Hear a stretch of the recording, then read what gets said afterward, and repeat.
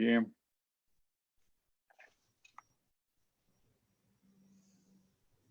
Já estamos ao vivo.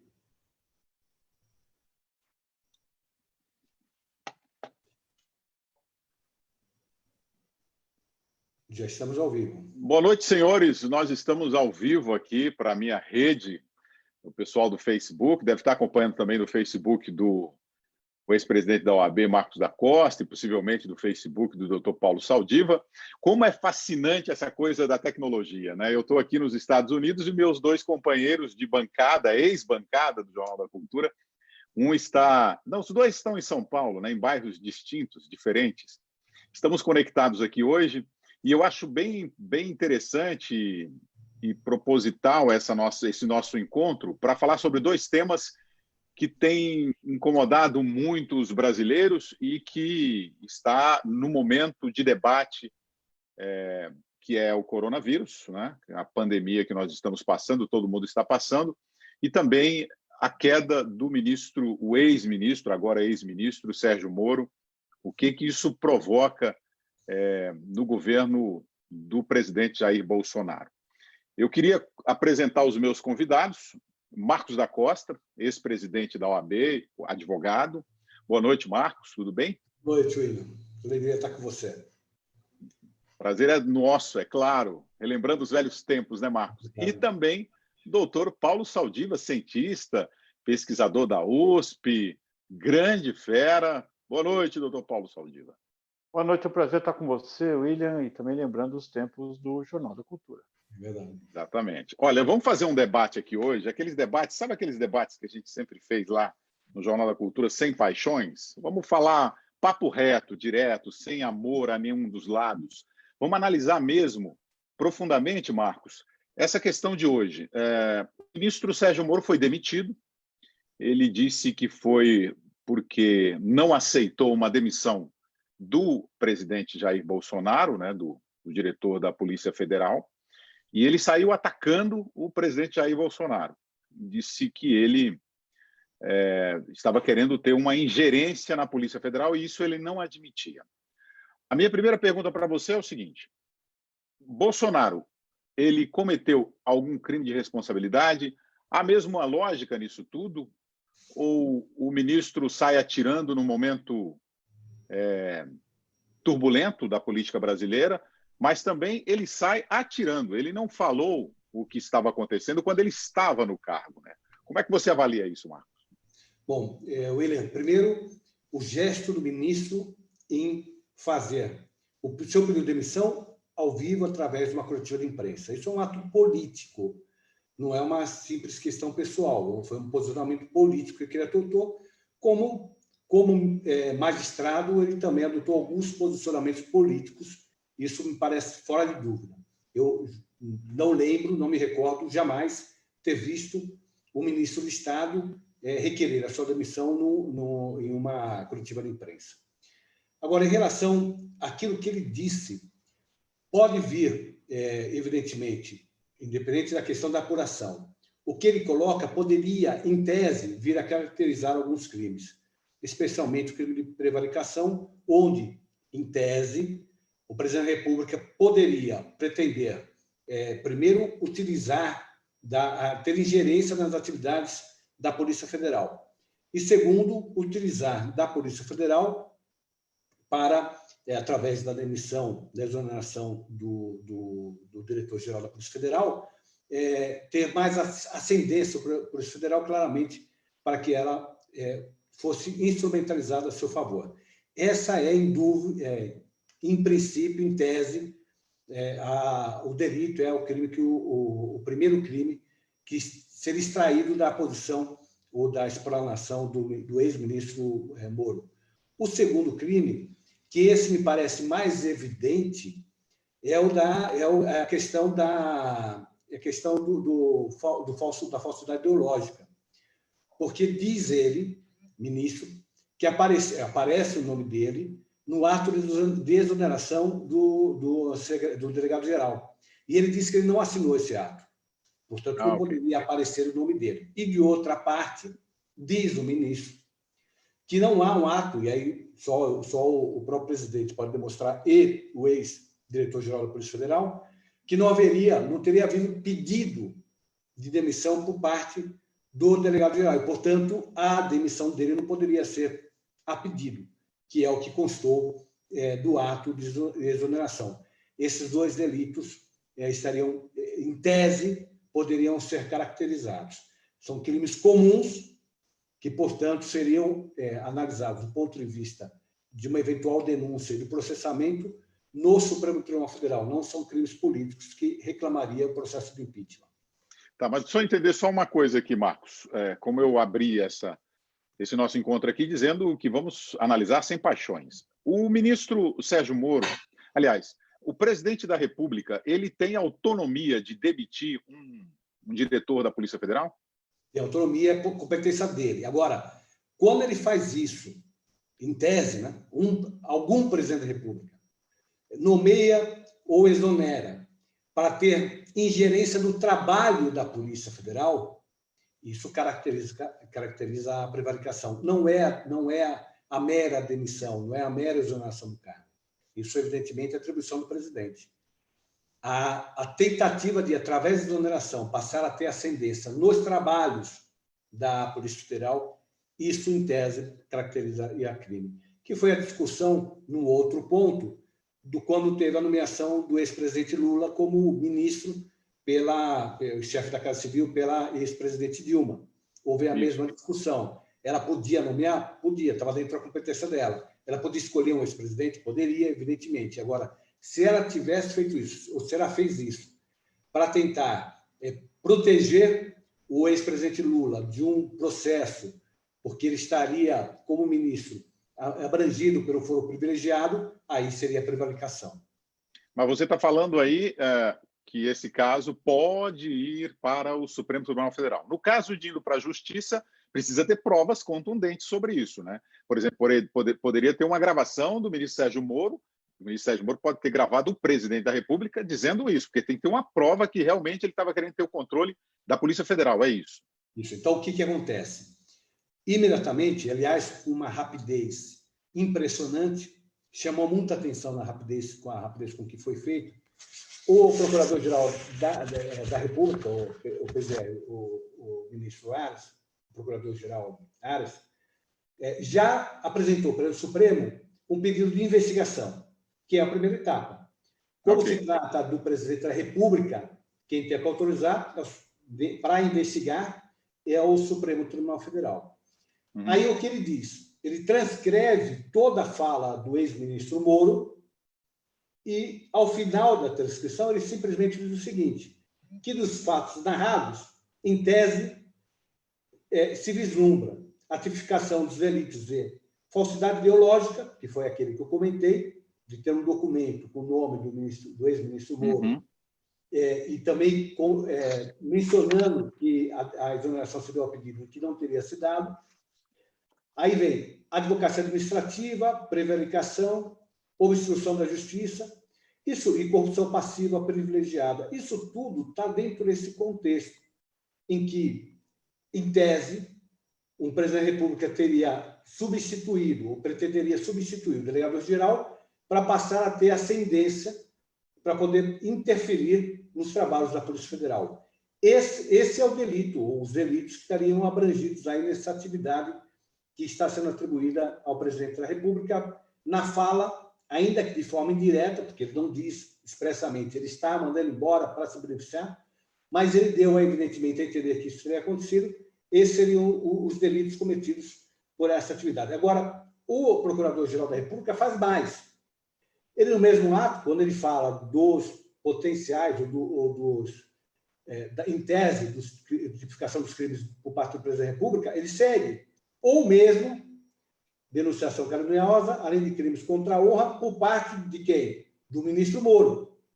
Então, ele pega a gravação e diz, olha, ou isso caracteriza os crimes, esse crime, prevaricação, etc., que foram mencionados ou, de alguma forma, narrados pela fala do ex-ministro Moro, ou tipifica um crime do ministro Moro, que seria denunciação caluniosa e crime contra a honra. Aí eu acho que o Procurador-Geral se equivoca de forma muito clara, que me parece duas coisas. Denunciação caluniosa não houve. O ex-ministro Moro, ele menciona fatos que, em tese, poderiam caracterizar os crimes apontados pelo procurador-geral Aras, em relação ao presidente, mas ele não aciona a máquina judiciária, ele não vai através do Poder Judiciário ou através da Polícia Federal ou através da própria Procuradoria-Geral da República e denuncia o presidente da República. O crime de denunciação caluniosa não é um crime como um crime contra a honra, não é um crime que diz respeito à pessoa do presidente. É um crime contra a administração da justiça.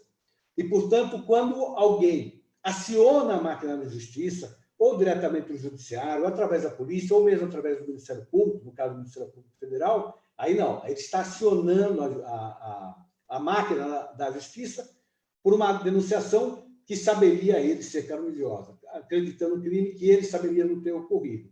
Então, me parece que aí ele se equivocou feio, o Procurador-Geral da República. E também, quando ele diz a lei de crime contra a honra, que, portanto, poderia ter sido ocorrido quando o ex-ministro Moro menciona atos que, em tese, poderiam ser tipificados como crime pelo presidente da República, na verdade, o crime contra a honra, mesmo seria um crime pessoal, portanto, só aquele que é atingido na sua honra poderia dar início à denúncia, enfim, aqui no caso de uma investigação, mas mesmo no caso do presidente da República, não é o procurador-geral que pode dar início, é o ministro da Justiça, que está protegendo a figura da presidência da República, não a pessoa física Entendi. do Bolsonaro, mas a figura. Então, nesse caso, tanto em relação à denunciação caluniosa quanto em relação ao potencial crime contra a honra, me parece que a iniciativa do Procurador-Geral da República não tem sentido e, portanto, não pode dar andamento. Agora, em relação ao Bolsonaro, aí cabe a investigação. Doutor Paulo Saldiva, se você quiser entrar na conversa aí, eu sei que você é um médico, um cientista muito antenado nas questões políticas. Pode falar, viu, doutor Paulo Saldiva? E as pessoas que estão nos acompanhando aí pelo Facebook, pode também enviar perguntas. Eu vou fazer uma pergunta aqui, o Marcos, que chegou da Rosana de Jesus Coelho. Ela mandou aqui pelo meu Facebook. O Moro disse que o presidente queria ter acesso a informações da Polícia Federal e isso é ilegal, segundo o Moro. Qual é a atitude correta de Moro nessa situação? Ele deveria ter denunciado o presidente por manifestar esse interesse, quer dizer, antes de sair, ou ele foi omisso diante de um desejo e intenção do presidente? Aí essa pergunta, o Moro também cometeu prevaricação? Se, é claro, em tese, provar que houve mesmo essa tentativa do presidente Jair Bolsonaro? Em tese, sim. Quando, em dois momentos, na fala, de uma fala dele e na fala do presidente Bolsonaro. Uma é essa, quando ele diz, olha, o presidente teve acesso à informação privilegiada, à informação sigilosa, de andamento de investigação que corre segredo de justiça e tal. Bom, se ele soube disso, ele teria que ter denunciado. Ele não poderia ter se omitido naquele momento. Entendi. Agora, Saldiva? Agora, não, pois só é. para completar. Pois não, completa.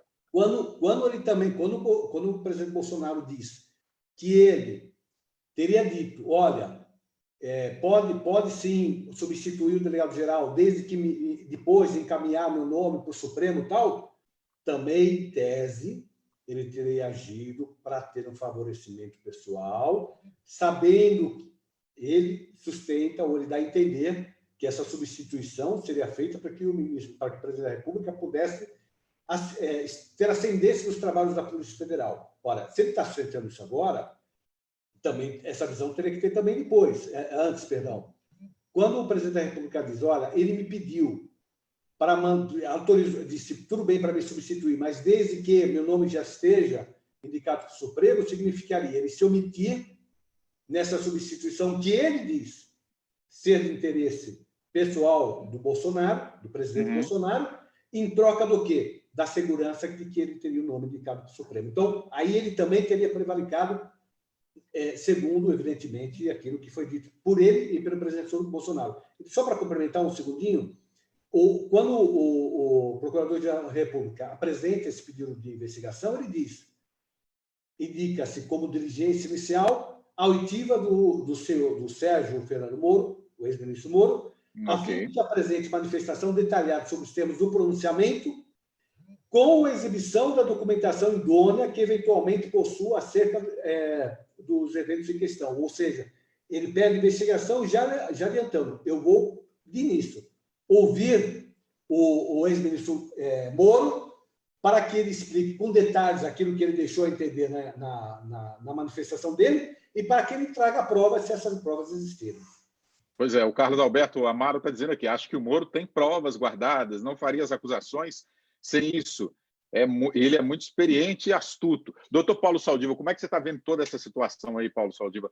Esse momento que o Brasil está passando o coronavírus, enfrentando o caos na saúde pública, vem mais uma vez, a nossa política saindo do eixo, né, Paulo?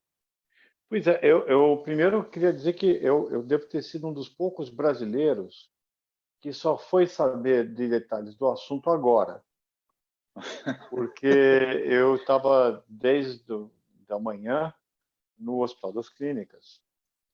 Hoje nós tivemos um número relativamente grande de óbitos dos pacientes falecidos no hospital. Então, Nossa, que pena. Então, é uma pena mesmo, e a gente tem coordenado um trabalho, coleta de tecido, para entender os mecanismos, né, do adoecimento, informar os clínicos e, ao mesmo tempo, digamos, compartilhar esse material com cientistas não só do Brasil, como de outras partes do mundo, para poder entender melhor a biologia desse novo agente. E agora, falando agora da minha área, eu estava vendo, eu fiquei prestando atenção nas explanações, né? E como o direito, como o pensamento do direito é bonito e como você tem que ordenar as ideias e fazer, assim como eu colho fragmentos de tecido e examino no microscópio. Um advogado como o professor Marcos, ele colhe intenções e as examina e expõe para nós com uma precisão cirúrgica. Uhum. Eu acho que não ajuda. Veja, o Brasil tem se digladiado de uma manifestação. Quer dizer, é um momento que o Brasil precisaria se unir, né? E ao longo desse tempo, a gente nota que a discussão que devia ser técnica, ela se politizou. E isso faz com que, por exemplo, no processo que tinha um processo de um dilema entre preservar vidas e preservar a economia, que não tem uma solução fácil, né, William? Se você vai preservar a vida, você vai comprometer a economia. Se você privilegia construir, preservar a economia, você vai necessariamente prejudicar vidas. E tem um filme, eu não quero fazer merchan de filme, mas chama Impacto Profundo, onde o presidente dos Estados Unidos, o Morgan Freeman, ele se depara com uma situação como essa. Ele fala, bom, eu tenho que tentar, nossos cientistas estão tentando salvar o país de um meteoro que vai cair aqui. Nós vamos fazer o possível, mas se não for possível, nós vamos sortear o nome de algumas pessoas que vão ser salvas. Vocês entendem que eu não consigo salvar todo mundo, mas eu vou estar aqui com vocês. Bom, isso mostra a expor a situação com toda a sua crueza e a dureza de uma decisão. O que nós temos feito agora é dizer, não, é uma doença leve, e não é, isso eu posso garantir que não é. Existe um antídoto eficaz, que também não existe. Não, peraí, Saldivo, nós vamos falar sobre isso. Eu vou aprofundar nisso. Então, mas eu quero só dizer que haveria necessidade de uma calma e de um entendimento e de uma liderança. De uma Você deveria estar não provocando o debate, mas, por exemplo, ao invés de ir em manifestações políticas, talvez fosse prudente o presidente visitar os hospitais e dar um incentivo para aqueles que estão no verdadeiro campo de batalha. Uhum. Quer dizer, haveria necessidade de promover uma certa de pacificação e um simbolismo, uma simbologia de união no país. E o que a gente tem visto, e isso culmina com essa discussão, que nós estamos em plena pandemia, preservando, eventualmente, interferindo com o processo da justiça brasileira, que não é, no momento, a prioridade, a não ser que a prioridade do presidente ou do ministro Moro sejam outras. Mas o que deveria existir hoje é, nesses próximos 2, 3 meses, uma união em torno de um objetivo comum. Nós trocamos o ministro da Saúde e trocamos agora, criamos uma confusão importante que põe em questionamento até a futura liderança do presidente. Com que força ele vai sair desgastado para conduzir uma reconstrução de saúde e uma reconstrução econômica? O Saldiva, ainda digo mais, uma nação que não tem essas forças que você está dizendo, nós precisamos da força da economia e a força da saúde pública. E tem pessoas que são os nossos governantes batendo a cabeça, a população chega a um certo momento que a população fala assim, quem devemos seguir? E isso é um risco muito grande, porque a população ela pode seguir ela mesma. Você pode perder o controle social da situação. Nós temos aí uma economia com problema por conta do coronavírus, que será abalada, sim, por essas denúncias que ocorreram hoje, do ex-ministro Sérgio Moro, dessa saída do ex-ministro, já tivemos abalado com a saída do ministro da Saúde, e podemos, há suposições que haveria desacordo, inclusive com o ministro da Economia. Quer dizer, é hora, e fora esse confronto entre governadores e o presidente da República, o Executivo Federal, né? Era o momento de todos unirmos e pensarmos em um bem comum, que é o bem da nação, o bem da população, para enfrentar essa pandemia que pede, eu tenho visto você, eu tenho conversado com você sobre isso, que pede uma ação urgente, inteligente das nossas autoridades. Está faltando medicamentos, está faltando materiais de proteção para médicos. Hoje eu fiz um artigo aí para o Diário do Poder, daqui dos Estados Unidos, exatamente mostrando isso, quantos médicos e enfermeiros estão morrendo por falta de apoio, inclusive governamental, de apoio dessas autoridades. Eu não estou certo disso ou estou equivocado? Absolutamente certo.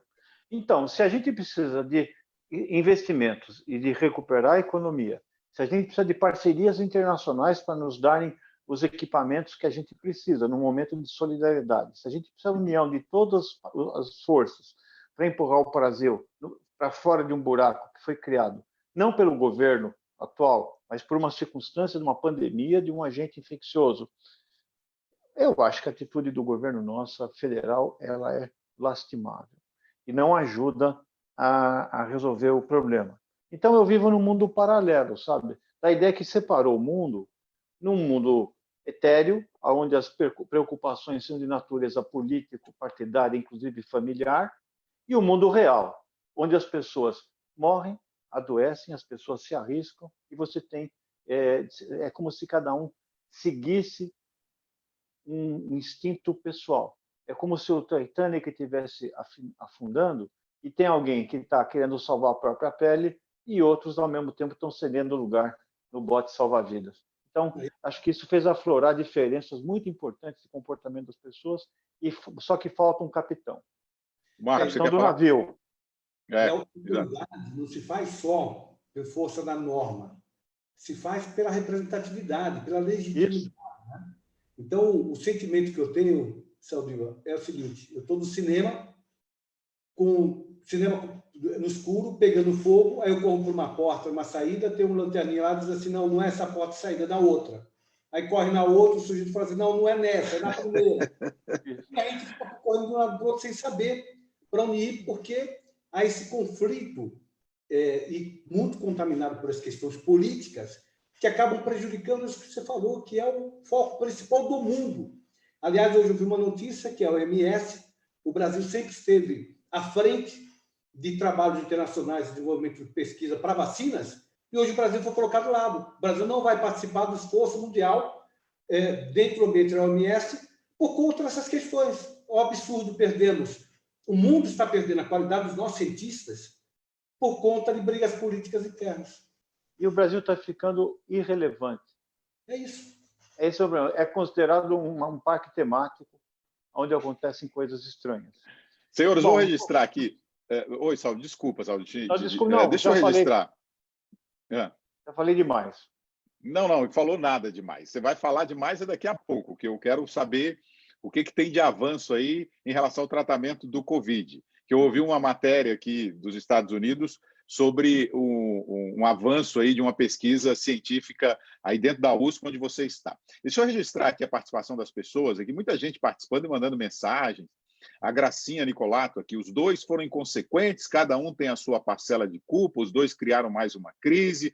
A Silvana Martinez. Será que o presidente está achando que está perdendo o Ibope para o Covid-19? Gosto de ouvir o doutor Saldiva, aqui está dizendo a Maria Ribeiro, tem a Fátima Ribeiro Dias aqui. Saldiva é brilhante.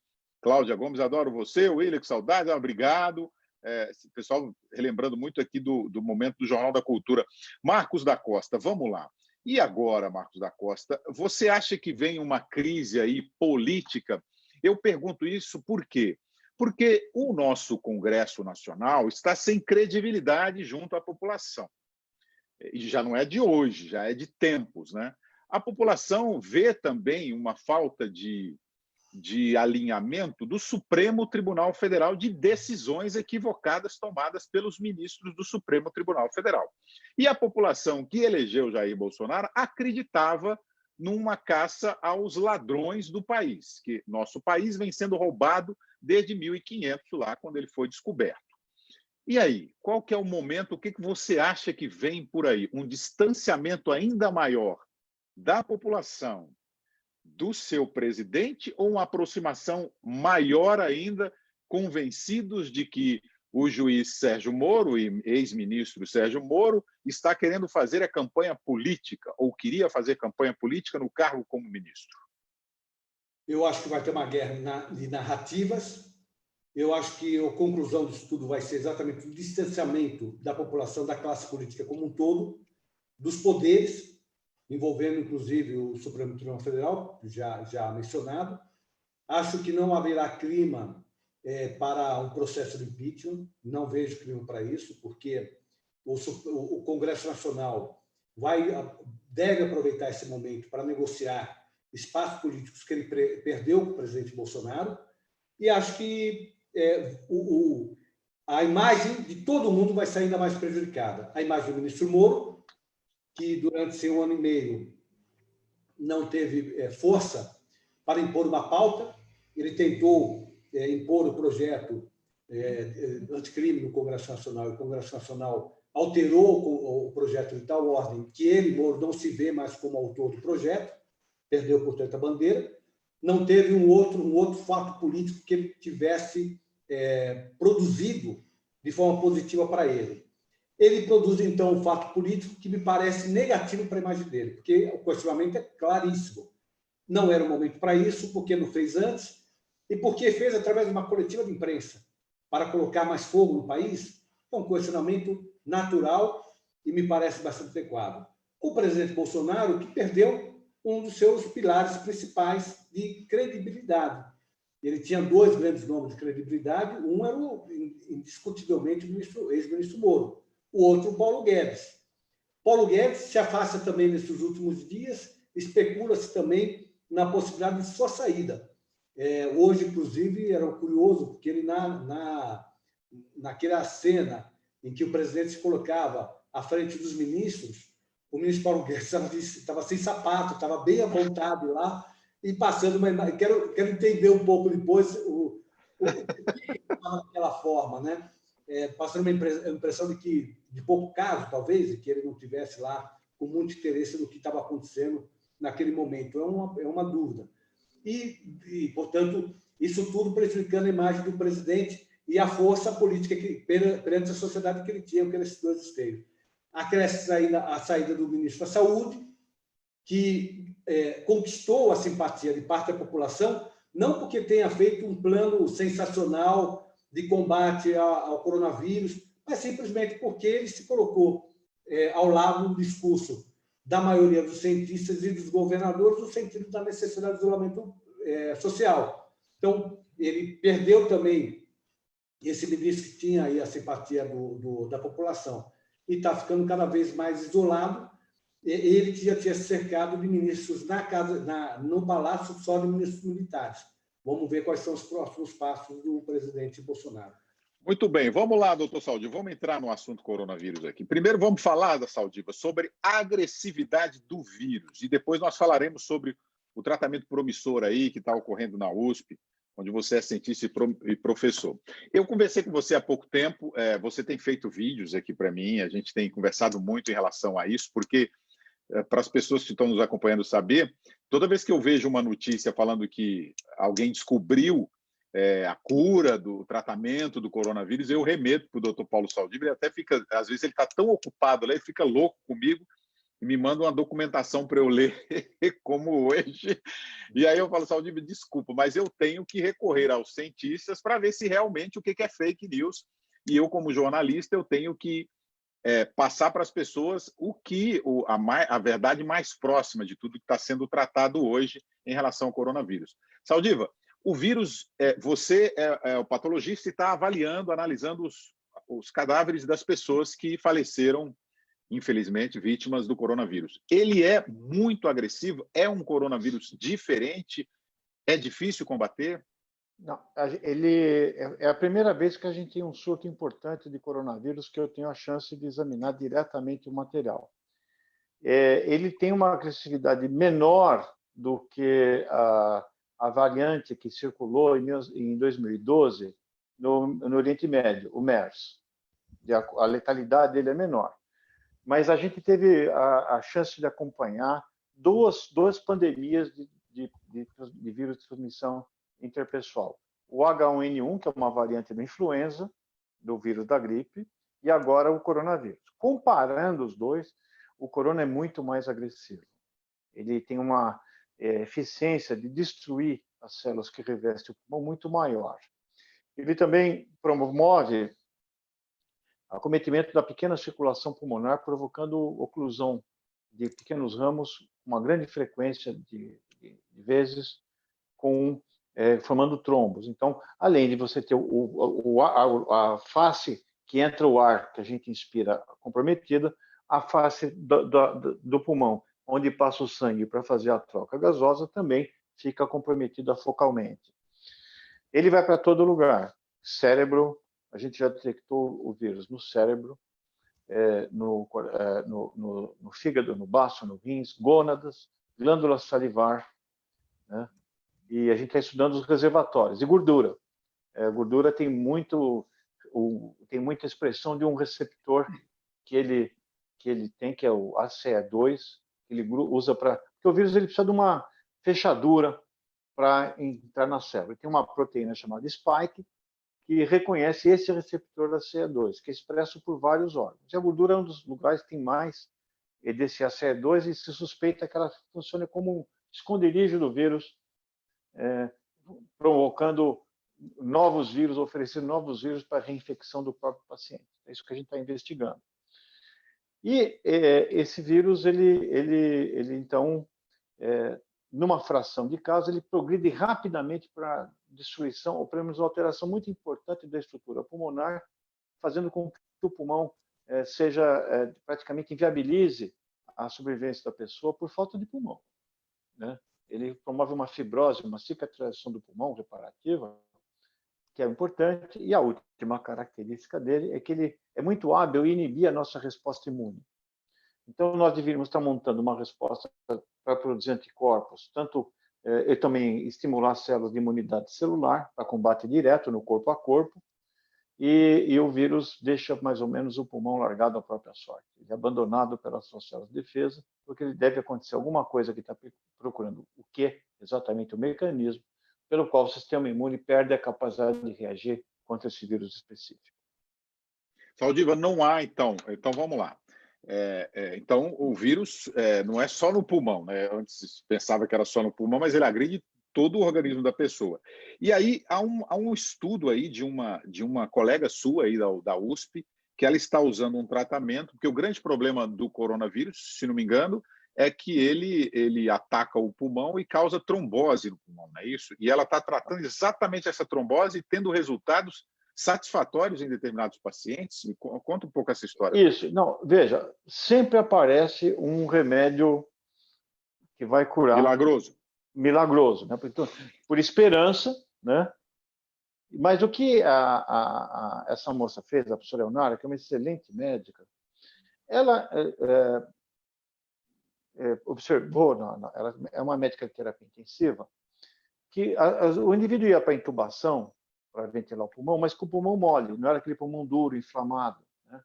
Então, o que explicava essa insuficiência respiratória em alguns pacientes, não são em todos, mas com o pulmão ser uma evidente manifestação de comprometimento, como visto a tomografia ou pelas próprias propriedades elásticas que o pulmão tem. Você consegue medir. Quando você joga pressão no pulmão, você consegue medir a pressão necessária para insuflar o pulmão. É que nem está enchendo o pneu da bicicleta. Quanto mais cheio, mais duro e mais difícil de se mexer o êmbolo. E ela observou que esses pacientes, às vezes, tinham pequenos sinais de falta de oxigenação na periferia dos dedos, e ela falou, bom, então eu vou anticoagular. Não a anticoagulação plena, porque sem anticoagular você pode ter complicações importantes para o indivíduo, mas dá um cheirinho de anticoagulação e viu que eles melhoravam. Aí ela foi lá na faculdade, e que a gente estava fazendo as autópsias, e começou a perguntar para a gente sobre a existência de trombos. Então, a gente já tinha observado esses trombos em 80% dos pacientes que iam para o óbito, e também alguns estudos raros de autópsia na China tinham iniciais, porque são muito perigoso fazer essa autópsia, né? Então, os registros eram de autópsias só no pulmão, ou em poucos órgãos, quando o indivíduo tinha um dreno de tórax, tirava um pedacinho, mas não fazia um estudo completo. Mas a gente tinha um estudo que existe, isso está publicado naquela revista que eu mandei, e ela então teve um substrato anatômico, né? Olha, aquela impressão que eu tenho clínica, aparentemente é um substrato que você vê no microscópio.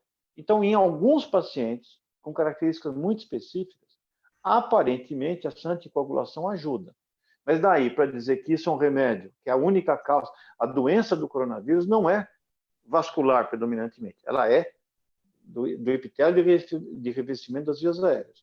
Mas existe uma característica dos pacientes que quando eles têm esse sinal de alta coagulabilidade, eles vão pior. Então, tratando esse aspecto, ela conseguiu uma melhora clínica. Então, isso pode ser um remédio a mais dentro de todo um elenco, pelo menos pelo que a gente sabe hoje. Deixa eu fazer umas perguntas para você, Saldiva, de forma mais objetiva.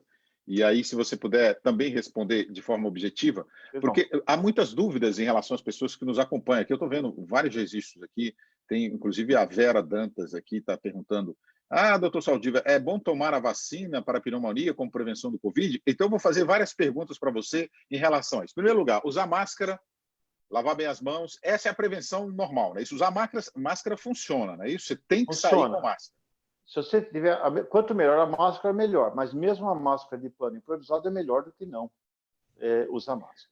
Mas você tem que lavar, senão essa máscara, com um determinado tempo, ela fica com suor. 2-3 horas de uso, 2-3 horas de uso, você vai precisar lavar essa máscara e lavar com água e sabão mata o vírus muito bem. Proximidade. Qual que é a proximidade ou a distância que tem que se manter das pessoas? Se eu estou correndo, se eu estou parado, se eu estou no ambiente fechado, como é que é? No ambiente fechado, veja, quando você tosse, aquela história dos 2 metros funciona para as grandes partículas que têm mais de em torno de 10, 20 milésimos de milímetro, que são visíveis e depositam rápido, elas não voam muito tempo. Mas existe uma família de partículas, as maiores, que não voam muito tempo, mas tem umas muito finas, que são abaixo de 1 milésimo de milímetro, de 0,5 milésimos de milímetro, que 0,2, e mesmo nessas partículas minúsculas, cabe um monte de vírus. Em ambientes fechados, sem vento, sem dispersão, elas podem ficar em suspensão de 3 a 4 horas.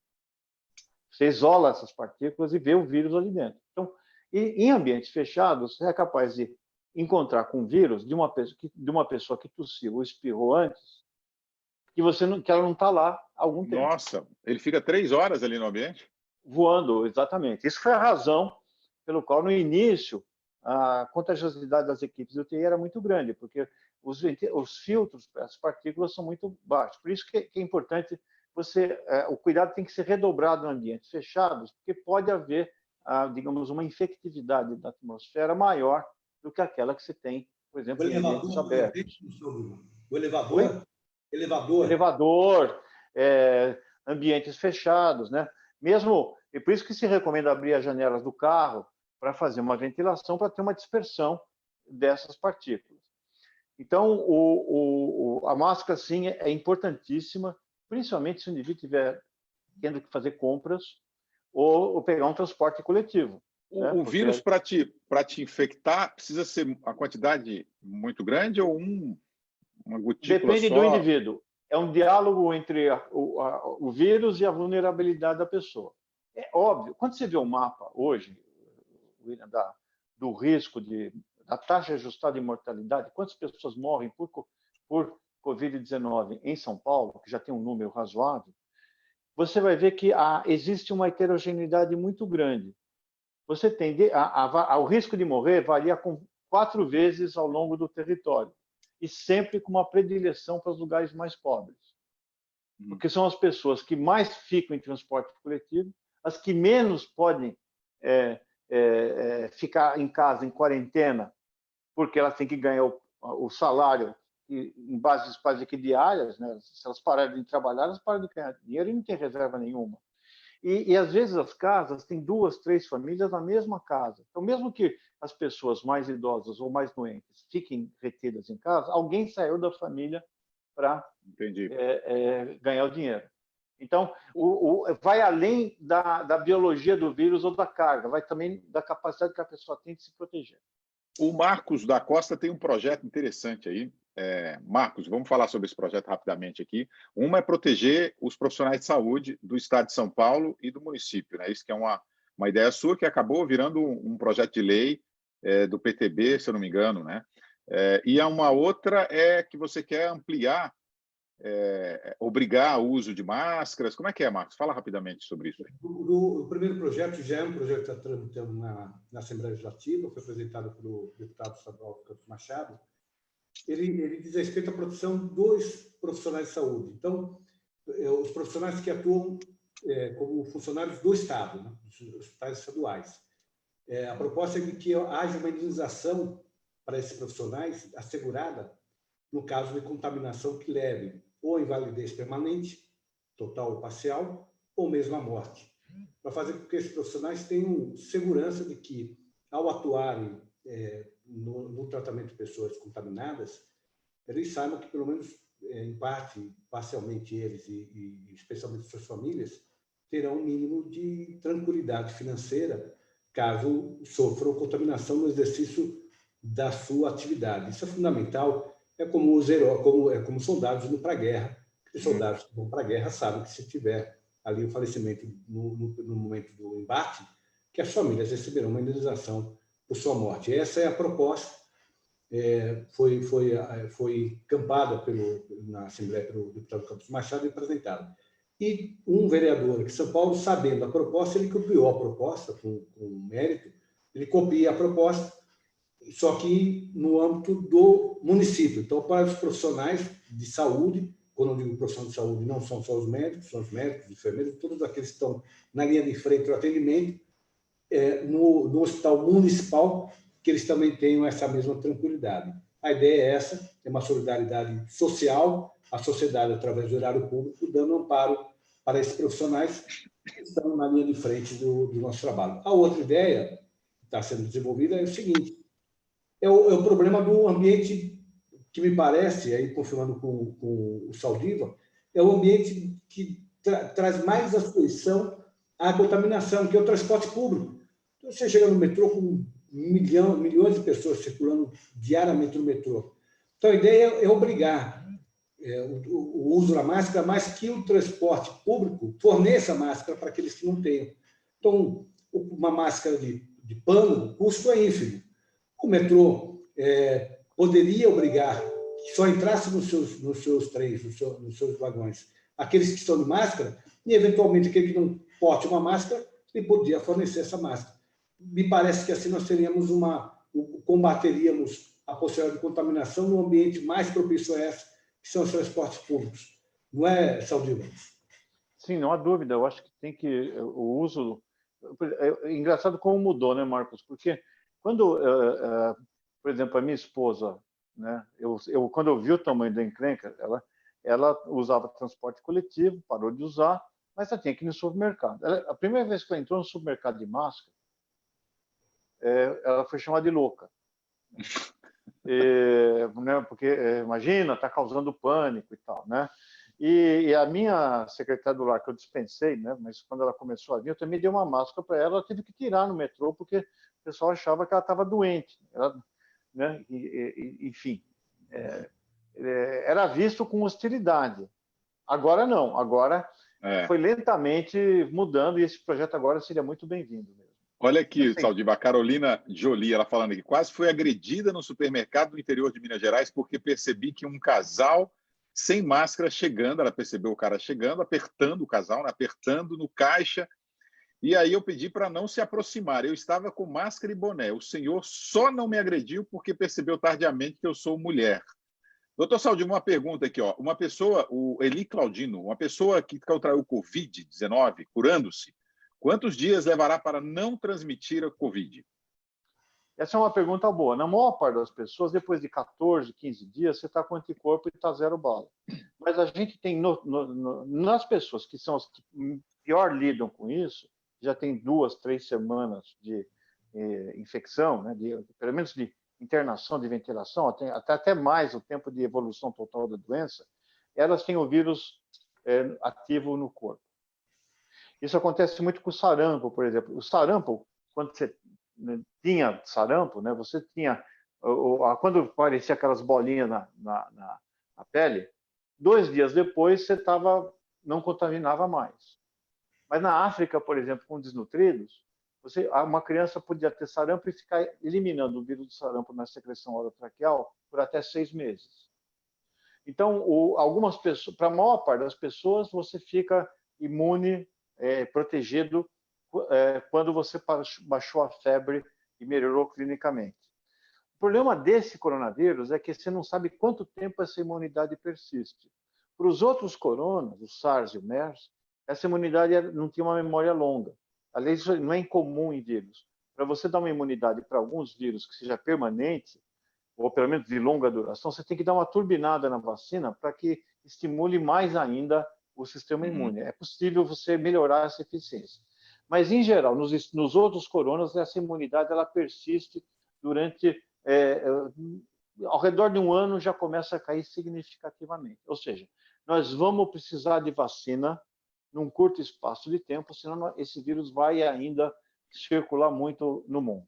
Tá, a pessoa, como é que ela sabe que está com vírus? Uma gripe não significa nada, né? Isso. O diagnóstico são 2, né? Aquele teste do SWAB lá, o PCR que você faz, que enfia um palito que vai até na alma, né? Quem já fez sabe que vai até na sede do pensamento e depois na orofaringe. Ele tem 40%, de 30% a 40% de falso negativo. Quer dizer, o indivíduo tem o vírus, mas você não tem cópias do vírus suficiente na secreção orotraqueal para aparecer no teste. Uhum. Então, não é incomum a gente ter na autópsia indivíduos que morreram com história clínica de coronavírus. Você faz a tomografia, você olha aquilo e fala, é coronavírus, e o PCR é negativo. Mas quando você faz o PCR diretamente do tecido pulmonar, você percebe que o vírus está lá. Então, o fato de você ser negativo, mas por isso que o critério hoje ele tem que ser relativizado para você, assim, perder o olfato, febre alta, que se estende longo e com um padrão de tomográfico que é muito característico, você é coronavírus a despeito do PCR negativo. Tá. Ok, quando eu saio para a rua, minha roupa, se eu tiver contato com alguém espirrar e tal, tiver o coronavírus, ela pega na roupa, quanto tempo fica nos objetos? Eu peço uma pizza, vem a caixinha da pizza, é possível aquela caixa vir no aço? Isso foi um hospital, né? Superfícies metálicas e plásticas, ele pode ficar por horas ou até alguns dias. Mas a contaminação real, a dose que você vai encontrar nisso é muito pequena. E normalmente, do ponto de vista... Para quem trabalha com hospital, essa via é importante. Você tem que se preparar, inclusive, quando a gente vai fazer autópsia, William, é quase meia hora para pôr roupa e uns 20 minutos para tirar com assistência. Uhum. Porque você, às vezes, se contamina durante a desparamentação, porque a dose viral, o contato com o vírus é muito grande. Mas, para a maior parte das pessoas, essa via de transmissão por objetos é praticamente desprezível no mundo real, né? Então, lógico, você vai no supermercado, vai pegar uma lata de alguma coisa, antes de abrir é bom limpar, porque, por exemplo, em superfícies metálicas ele dura mais, mas ele não vai permanecer para sempre. Né? Não é como, por exemplo, o antrax, que dura anos. Né? Deixa eu fazer uma pergunta. Deixa eu aproveitar e fazer uma pergunta. Vai lá, Marco. De certa forma, o William já perguntou, mas eu acho que, para mim, pelo menos ficou muito claro. Caixa de pizza, pede delivery, vem uma caixinha com um lanche ou com uma comida, a embalagem plástica que seria correspondente à marmita, né? Aquela embalagem plástica. Tem risco da pessoa pedir comida externa e ser contaminada? Teoricamente tem. Mas vale nada que um bom água com sabão antes de abrir a embalagem, né? Ou usar um pano, né? Um material plástico para abrir, ou eventualmente uma luva, nada disso impede. Não é descrito, o que você sempre relata com as pessoas, o que infecta mesmo é a via aérea nesses vírus. É a transmissão por via aérea. Quer dizer, se o entregador tiver com coronavírus, acho que o momento de pagar ali na porta é mais perigoso do que pegar o objeto. Mas porque você tem controle melhor. Né? Você pode simplesmente pegar o objeto e fazer. Então, mesmo para você falar com uma pessoa estranha, que você não sabe como é que ela está, né? E porque esse vírus tem uma característica, Marcos. Ao contrário do vírus da influenza, que você, entre pegar a infecção e desenvolver sintomas, demora 24, no máximo 48 horas, esse pode ficar até 10 dias. Tem gente que descreve até 12 dias, onde ele está presente na secreção, a pessoa é infectante e ela nem consegue proteger os outros, porque ela não se sabe doente, ela não se reconhece doente. Então, por isso que essa é uma das grandes vantagens que fez esse vírus ser tão competitivo em termos de espalhamento pelo mundo. Foi isso, o adensamento populacional das cidades e o transporte aéreo, onde você atravessa um continente sem ter doença e vai levando seus vírus pelo caminho. Saldir, vou fazer perguntas sequenciais aqui, que as pessoas agora começaram a fazer várias perguntas aqui para você, e eu acho interessante responder as dúvidas das pessoas. O Alexandre Nascimento Silva. Sou professor da rede oficial de ensino paulista e quero saber qual é o risco de um novo surto quando as aulas presenciais voltarem em julho. Quando a quarentena, o Matheus Torres, quando a quarentena deverá acabar e quando voltaremos à nossa normalidade? O Valnei Antônio, e na comida do fast food? Quer dizer, contagia lá, vai contaminar e tal? Sou diabética tipo 1, isso aqui é a Sandra Barbosa, trabalho home office, mas meu marido sai todos os dias para trabalhar. Quando volta, tira toda a roupa e o calçado e vai direto para o banho. Mais alguma medida necessária? Vamos lá, Saldir. Não, eu vou começar com essa última do home office, né? Eu chego em casa, eu também tiro a roupa. É um espetáculo deprimente que eu não vou mostrar. Seria ofensivo, né? Não só ao decoro, mas também do ponto de vista estético, uma coisa horrorosa. E troco de roupa. E eu não durmo no mesmo quarto que a minha esposa, meus filhos saíram de casa, então eu faço uma espécie de isolamento interno, porque dá, né? Tem gente que não pode. A comida do fast food, a gente já mencionou, né? E a história da recirculação, é o Marcos, né, que falou, da recirculação, isso, que é professor, infelizmente... Não, Alexandre Nascimento. Alexandre Nascimento. Alexandre, essa pergunta depende de variáveis que a gente não tem. Por exemplo, nós não temos uma testagem, né? O ideal seria que você tivesse a volta progressiva das pessoas que tiveram a infecção, seja ela clínica ou subclínica, e esse número fosse suficiente para formar uma espécie de escudo de imunidade rebanho. Só que a testagem hoje é absolutamente insuficiente para a população. E mais, se você não tiver teste aberto, o que acontece quando você volta? Se começar a aparecer um foco em uma determinada região, você toma medidas de distanciamento social naquela região. Você faz uma quarentena interna dentro de um hotspot, de um ponto aquecido. Então, as medidas objetivas para saber o que vai acontecer depois da reabertura, elas são absolutamente... Eu não sei qual a segurança delas. Você não vai ficar indefinidamente, vai ter que abrir, mas é como se a gente estivesse num experimento de contaminação urbana, espontânea, observacional, onde nós somos as cobaias. Quer dizer, nós vamos saber isso depois, porque a nossa curva de atendimento no hospital, hoje o HC chegou na saturação de 200 vagas de UTI. Né? E estão abrindo mais 100, que não é uma tarefa trivial. Administrar uma UTI com 300 leitos é uma das coisas mais de maior responsabilidade e dificuldade técnica operacional do que está se colocando. Mas o número de mortes aumentou bastante. Nós saímos de um patamar de 100, 150 por dia e estamos batendo 400. O Saldiva, só concluir aqui que o Marcos perguntou sobre quando você pede comida fora. Você me ensinou um macete que é aquecer a comida, né? Aí mata o vírus, né? O sol também mata o vírus ou não? O sol também mata. Ele não é termorresistente. Se você colocar no micro-ondas, né, a embalagem já limpou, né? Ele já tem, ele não vai, você não vai ter cópias virais, ou pelo menos, quer dizer, nada que uma lavagem depois do aquecimento no micro-ondas, você pode manipular aquilo com bastante segurança. Respondeu sua dúvida, Marcos da Costa? Pode pedir à vontade. Não, respondeu. Eu ia fazer um comentário em cima do que disse o Saldiva, que a questão não é só o equipamento também, tem o ser humano, né? Então, por exemplo, tem essa questão dos ventiladores pulmonares, que tem uma deficiência da produção, inclusive a USP agora, através da Poli, desenvolveu um ventilador. Fez um que é melhor do MIT, foi um maior orgulho, sabia, Marcos? Foi feito o teste comparativo com o do MIT, a gente ganhou. Né? Maravilhoso. Mas precisa de alguém para operar isso. E pelo que eu li, esse profissional que opera o ventilador pulmonar é um profissional com um nível de experiência maior, porque ele tem que ter a sensibilidade para saber a pressão do ventilador. Tem essa complicação também, né? A ventilação errada também mata, né? Então,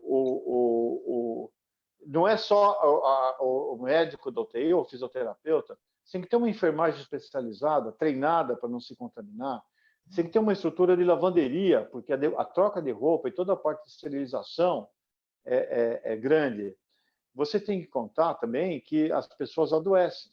Então, você tem que ter reposição.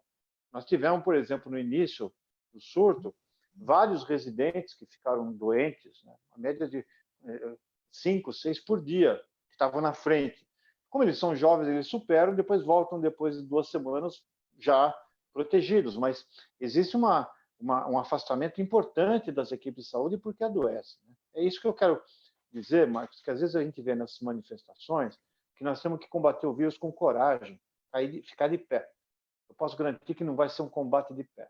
Vai ser um combate deitado, ligado a um ventilador e com um sofrimento pessoal muito grande, tanto para a pessoa quanto para os familiares dela. O Saldiva, então vamos lá, só para a gente fechar. Na rua. Ela está nos hospitais.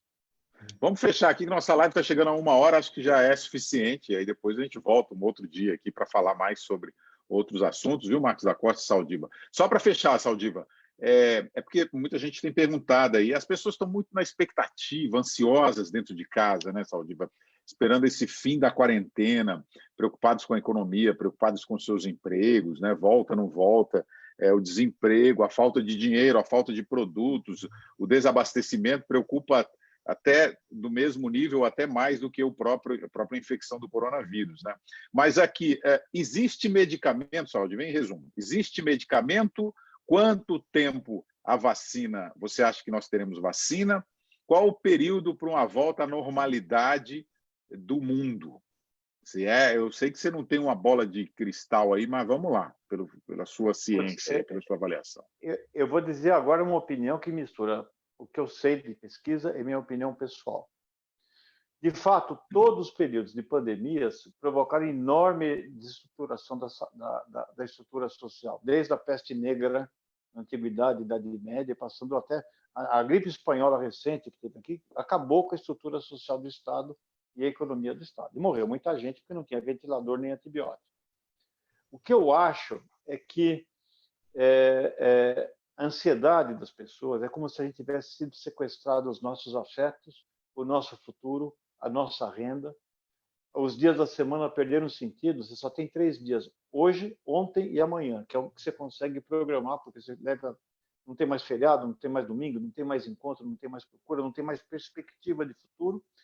e a gente está falhando no sentido de dar uma informação precisa sobre o que vai acontecer com uma razoável precisão.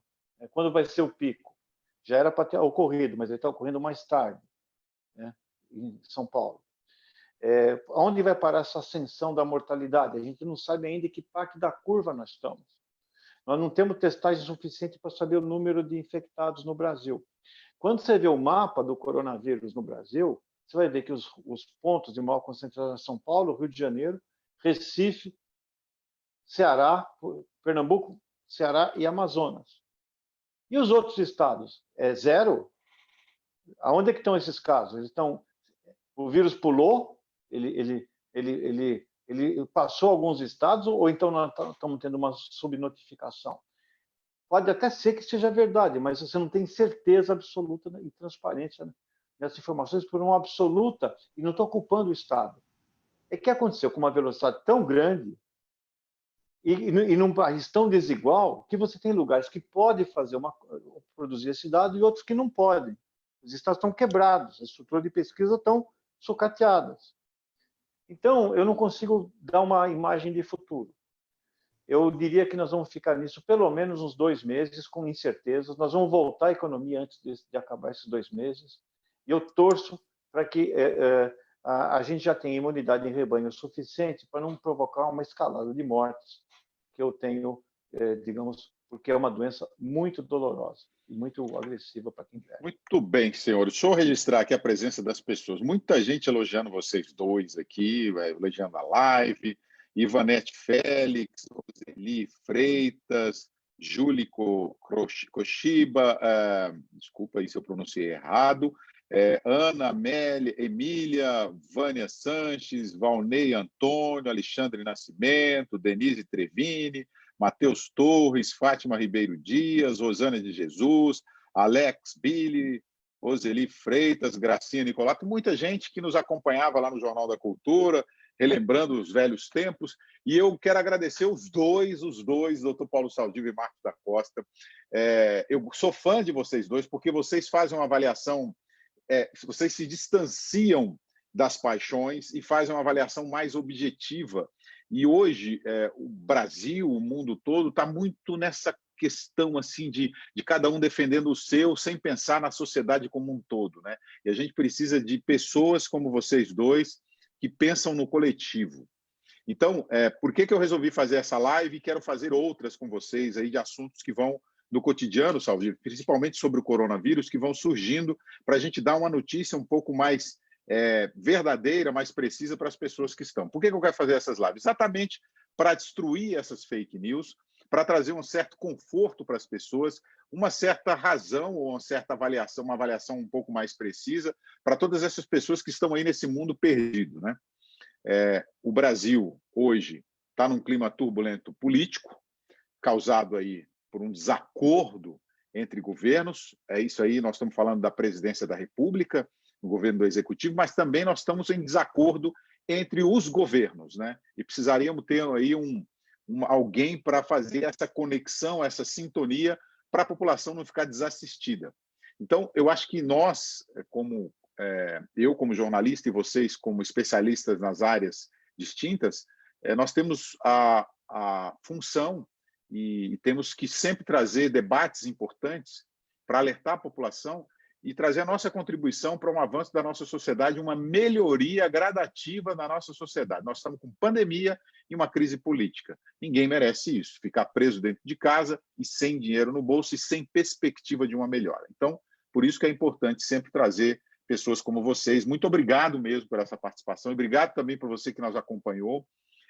Divulgue essa live aqui para outras pessoas, para que a gente possa potencializar ainda mais esse espaço. Inscreva-se aí no Facebook. Eu não estou querendo fazer propaganda e nem crescer minha rede, não é porque eu acho importante essa disseminação, essa divulgação de especialistas como esses dois aí. Obrigado, Saldiva. Obrigado, Paulo. Pode fazer as considerações finais suas aí. Melhor o Marcos, né? Fazer primeiro, depois que o Saldiva. É uma oportunidade de matar saudades, né? Daqueles nossos debates na cultura. Né? Você é uma pessoa muito querida, especialíssima, e que serve de norte para um bom jornalismo. Nós precisamos muito disso, de bom jornalismo. Sem como você disse, em relação a gente, mas também sem a paixão por parte daquele que está à frente de um processo de informação tão relevante para a sociedade como você é. Obrigado pelo convite e fico à disposição para outras oportunidades. Obrigado. Bom, Marcos, William, queria agradecer muito o privilégio de conversar com vocês. Eu queria deixar uma mensagem. Veja, eu estou trabalhando com gente morta, mas eu acho que eu sou otimista. Eu acho que nós vamos sair, do ponto de vista de saúde, com um desenvolvimento tecnológico sem precedentes. Nós vamos sair no futuro com um sistema de produção. Uma vacina é muito cara de produzir, sabe, Marcos? Entre 500 milhões a $1 bilhão. Então, uma empresa pode não querer investir nisso. Investir, por exemplo, em remédio para impotência, dá mais lucro. Mas a perda, esse dinheiro que é grande para uma empresa, é pequeno frente às perdas trilionárias que o mundo está passando agora. Então, vai ter que ter um fundo para desenvolvimento de vacinas em curto espaço de tempo. Eu acho que, do ponto de vista de relações humanas, nós vamos sair mais solidários. Nós vamos começar a se preocupar com os mais vulneráveis. Aliás, sempre aconteceu, não é um pensamento assim, romântico, é que todos esses grandes períodos de crise, sejam guerras ou pandemias, trouxeram benefícios materiais, tanto para a ciência, quanto para as relações humanas e para a gestão internacional das nações. Muito obrigado. Boa noite, senhores. Obrigado também para você que participou da live. Uma ótima noite. Tenham um ótimo fim de semana. Fiquem em casa, permaneçam em quarentena, tomem essas medidas aí que o Dr. Paulo Saldiva disse, de usar máscara, de lavar, se higienizar, quando comprar produtos fora, aquecer. Vamos lá, vamos sair mais fortalecidos disso, né? Saldiva e Marcos da Costa, uma boa noite para vocês. Muito obrigado e tenham todos um ótimo fim de semana. Muito obrigado.